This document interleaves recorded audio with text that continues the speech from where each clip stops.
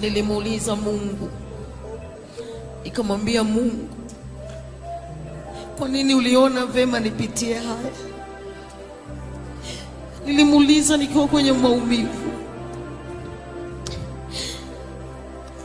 Nilikuwa nikichomwa kisu kifuani, na sijui nani ananichoma kisu.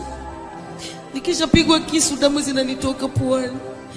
Nilikuwa sijui nini kinaendelea. Nilimuuliza Mungu, nionyeshe dhambi yangu ili nitubu kama ni dhambi imenileta hapa. Huku maumivu, huku matusi mitandao yote.